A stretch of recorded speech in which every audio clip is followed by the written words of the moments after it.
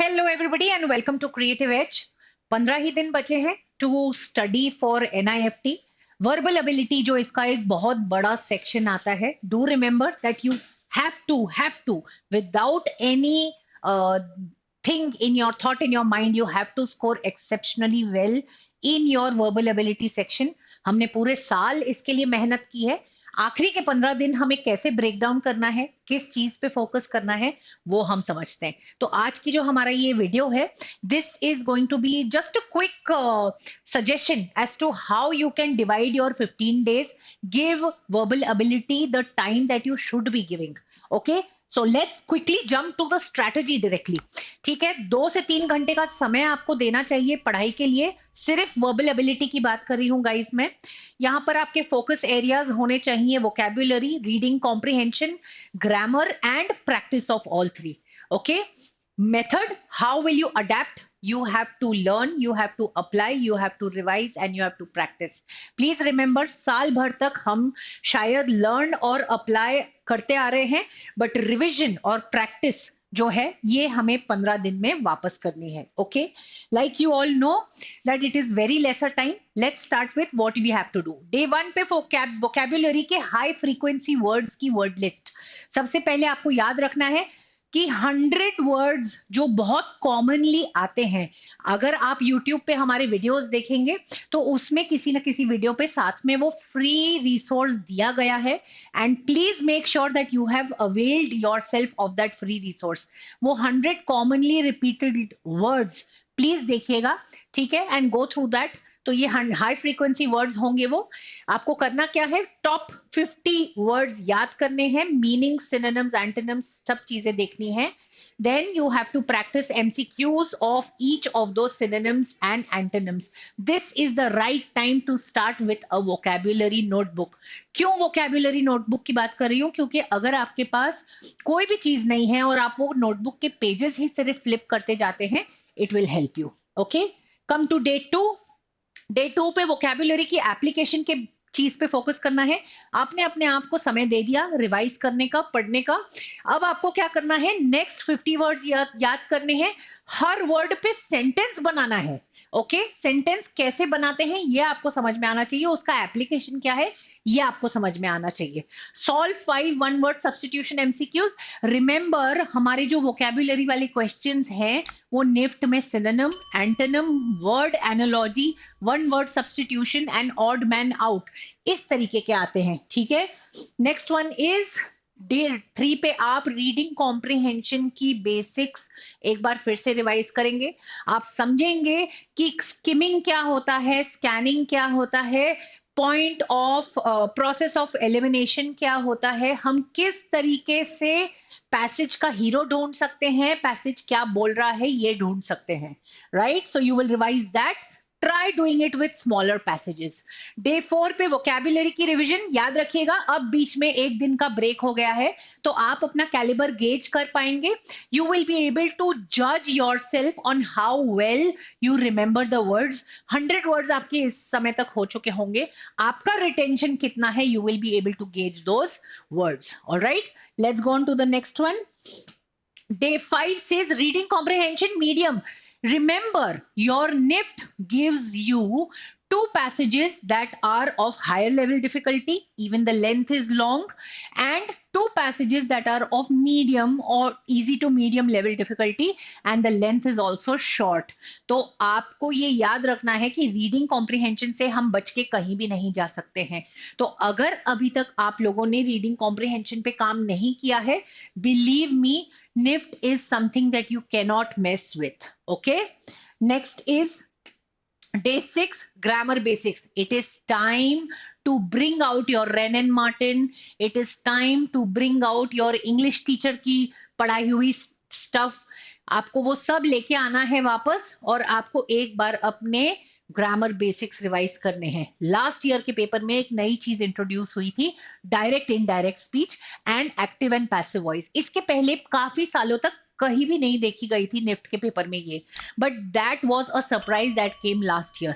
Okay, तो याद रखिएगा कि ये जरूरी नहीं है कि इस साल भी यही आए, बट ये हो सकता है कि फिर से ग्रामर के बेसिक्स पे, आपके पार्ट्स ऑफ स्पीच पे वो आपको कुछ नया दे दे and you are tested on the same. Okay, next is vocabulary and reading comprehension.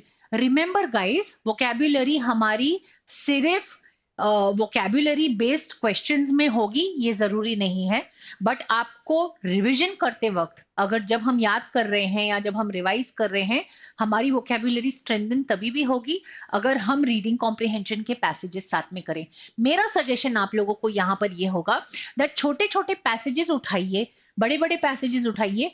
अगर आप लोग क्वेश्चन सॉल्व नहीं कर रहे हैं या समय नहीं निकाल पा रहे हैं उस चीज का for that time being, at least go through the passage, try and develop chunk reading, try and develop the habit of reading one entire passage in one go.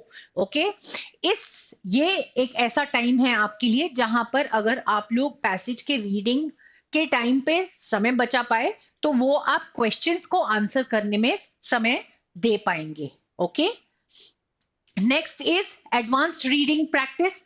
Now reading comprehension is not cakewalk people. Remember, जब हम बड़ा passage पढ़ते हैं कोई भी, तो ये होता है कि हम लोग पहले का पढ़ा हुआ भूल जाते हैं. In that case, you have to train your mind to solve larger passages, but try and again solve them or break them down into small parts. ठीक है, तो अगर आप इस तरीके से कर पाए, हर छोटे छोटे पैराग्राफ का सेंट्रल आइडिया निकाल पाए, तो आई एम श्योर आपको फिर से रीडिंग की तरफ, फिर से पैसेज रीड करने की जरूरत नहीं पड़ेगी. ठीक है, एक और इंपॉर्टेंट बात यहां पर दी हुई है, टाइम योरसेल्फ 6 to 7 मिनट्स पर रीडिंग कॉम्प्रिहेंशन. प्लीज रिमेंबर, पूरे आरसी को आपको 6 to 7 मिनट्स देना है. 3 से 3.5 मिनट शायद आपका रीडिंग टाइम होगा, 3 से 3.5 मिनट का आपका टाइम होगा क्वेश्चन सॉल्विंग का. ठीक है, तो जितना समय आप रीडिंग में बचा सकते हैं उतना आप कॉम्प्रिहेंशन को ज्यादा दे पाएंगे, और अगर आप लोगों के क्वेश्चंस इजी आते हैं तो आपको रीडिंग को समय देना है ज्यादा. Okay, next is vocabulary of difficult words. There is a high probability that you might encounter words जो आपने आज से पहले कभी भी नहीं सुने हैं. ठीक है, अगर ऐसा कोई समय है, अभी अगर कोई ऐसा टाइम है जब आप ऐसे वर्ड को एनकाउंटर करते हैं, प्लीज रिमेंबर आपके पास इस हफ्ते का समय है, सिर्फ 15 दिन का समय बचता है हमारे पास. आपको याद रखना है कि कोई भी नए शब्द अगर हम हैं तो हम अब ले लें. इसके बाद जो हमारी कमिंग अप क्लासेस होंगी या कमिंग अप आपका जो टाइम शेड्यूल होगा, उसमें आप किसी भी न्यू वर्ड्स के साथ प्ले ना करें. Alright, try and revise all the previous words on this day itself. Okay, next is mixed RC and vocabulary. Please plan out your day in such a way जहां पर आप reading comprehension के साथ vocabulary based questions भी कर रहे हैं. ठीक है, आपका पूरा इंपॉर्टेंस सिर्फ रीडिंग कॉम्प्रिहेंशन को नहीं दिया गया है, इंपॉर्टेंस हम लोग वोकैबुलरी को भी इक्वली दे रहे हैं. अगर 3 घंटे का समय आप मान के चल रहे हैं, आप बैठते हैं for solving a verbal ability section, divide it into 1.5 and 1.5 time. Okay, next is grammar and sentence correction.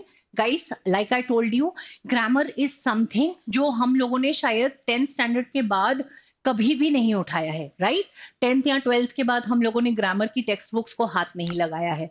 तो अगर यहाँ तक आपने ग्रामर बेसिक्स किए हैं तो आई एम श्योर आपका वो रिविजन काम आएगा, and now you will be able to come to the actual sentence correction वाला पार्ट जहां पे एरर स्पॉटिंग आती है, जो एरर स्पॉटिंग वाली क्वेश्चंस आप निफ्ट में एनकाउंटर करते हैं.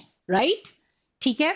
Next is full RC practice. Yes, remember कि हमारे लिए ये भी एक बहुत बड़ा चैलेंज है कि हम एक साथ बैठ के एक 3 घंटे का पेपर दें या हम एक साथ बैठ के 4 पैसेजेस सॉल्व करें. ठीक है, तो आपको उस चीज की भी आदत डालनी पड़ेगी. सबसे पहले तो आपको आदत डालनी पड़ेगी एक जगह पर बैठकर, एक कुर्सी पर बैठकर और 4 पैसेजेस पढ़ना और बिना सोए उन्हें सॉल्व करना. Right, so ensure that you are paying attention to that and you are giving time to the passages. Next is vocabulary and one word substitution. Again नया चीज एक इंट्रोड्यूस किया है यहाँ पे. वोकेबुलरी के साथ वो लोग बोल रहे हैं कि वन वर्ड सब्सटीट्यूशन पे भी ध्यान दें as an exercise, because yes बहुत सारे ऐसे वर्ड्स आएंगे आपकी वोकेबुलरी लिस्ट्स में जो आपने कभी भी नहीं सुने हैं. Again, let me remind you, in one of the videos posted on YouTube by us, there is a free vocab word list. ठीक है, the vocab word list encompasses the 100 most commonly recurring words. ठीक है, so please go through that word list. Please उस word list को download करें और आपकी जो vocab बुक बना रहे हैं आप उसमें वो वर्ड्स इंक्लूड करें. ठीक है. Next is mock test of the verbal section. Guys, remember when I am saying that you have to give 2 to 3 hours to the verbal section. Remember इतना ही समय आपको दूसरे सेक्शंस में भी देना है. ठीक है, तो फुल ऑन दिमाग और मन और बॉडी अपनी एग्जॉस्ट ना करके कंप्लीटली अपने आप को न्यौछावर कर दे टू द स्टडी.